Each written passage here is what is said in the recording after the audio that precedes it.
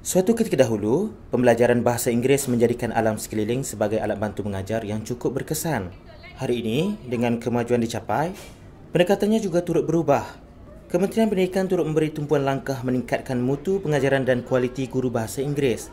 Menerusi Pelan Pembangunan Pendidikan Malaysia, PPPM 2013 hingga 2025, program khusus telah dilaksanakan dan dikenali sebagai ProELT, bertujuan meningkatkan penguasaan dan kefasihan bahasa Inggeris di kalangan guru di samping mengukuhkan kaedah pengajaran dalam kelas. Sekolah Menengah Kebangsaan SMK Bukit Sentosa 2, Hulu Selangor, tidak terkecuali dalam memburu kecemerlangan untuk pelajar-pelajarnya, terutama bagi mata pelajaran bahasa Inggeris yang menjadi fokus sekolah luar bandar seperti mereka.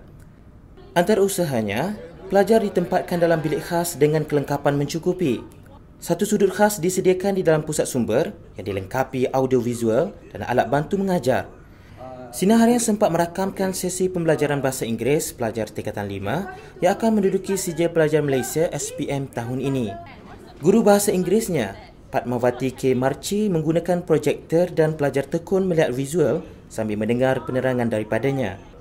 Menurut pengetua sekolah ini, Arbain Pini, pihak sekolah giat dengan misi meningkatkan tahap penguasaan bahasa Inggeris bagi kira-kira 1,800 pelajarnya yang terdiri daripada 98% anak Melayu. Kita nak mengubah persekitaran bahasa Inggeris tu. Satu daripada usahanya yang agak besar, drastik dibuat ialah kita mohon kepada BPD dan JPM untuk kita menjadi tuan rumah aktiviti bahasa Inggeris. Kita wawarkan dan kita hidupkan dan mereka nampak ada keyakinan kat situlah. Menurutnya, antara usaha juga ialah membawa budaya baru iaitu mengajar bahasa Inggeris bukan hanya di dalam kelas. Sebuah bilik bahasa untuk bahasa Inggeris dan bahasa Melayu diwujudkan agar pelajar memberi lebih fokus ketika sesi pembelajaran. Selain bilik bahasa, pusat sumber dan bilik persatuan ibu bapa dan guru PIBG digunakan bagi tujuan berkenaan. Sementara itu, Cikgu Padmawati yang juga Ketua Penitia Bahasa Inggeris berkata, beliau baru selesai menjalani latihan ProELT dengan British Council beberapa bulan lalu. Dalam latihan itu, guru didedahkan cara mengajar bahasa Inggeris mengikut standard sepatutnya dengan teknik-teknik bagi menarik perhatian pelajar. When we applied it in the school, where we use it in our classes, students were really enjoying.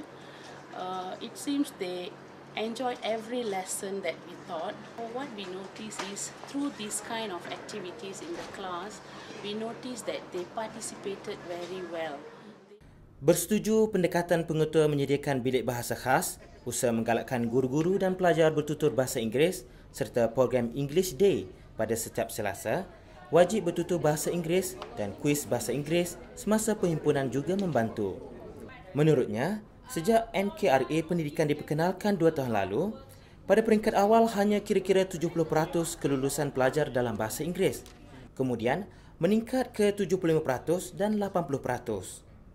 Previously, I am facing lots of problems speaking in English and a lack of confidence to speak in English and to communicate with all my friends. But now, my teacher helped me a lot in improving my English. Our teachers teach us in a lot of methods such as in debate, forums, discussions, videos and others media electronics. Pencapaian ini tentunya membanggakan ibu bapa. Aina Ahmad melihat usaha pihak sekolah dan kreativiti guru mengajar bahasa Inggeris membantu tahap penguasaan bahasa Inggeris anaknya. Dulu anak saya pun lemah, biasa budak-budak sekolah luar bandar biasa lemah sikit dengan bahasa Inggeris, tapi dengan program ni nampaklah dia ada peningkatan dalam penguasaan bahasa Inggeris, dalam kemahiran berkomunikasi yang penting. Kadang sebab anak-anak kita biasanya diorang dalam penulisan diorang bagus, dalam peperiksaan, tapi komunikasi dalam bahasa Inggeris tu bermasalah. Sejak dilaksanakan, ProELT ternyata telah meningkatkan penguasaan dan kefasihan bahasa Inggeris di kalangan guru sekaligus mampu melahirkan pelajar yang bijak berkomunikasi dalam bahasa tersebut.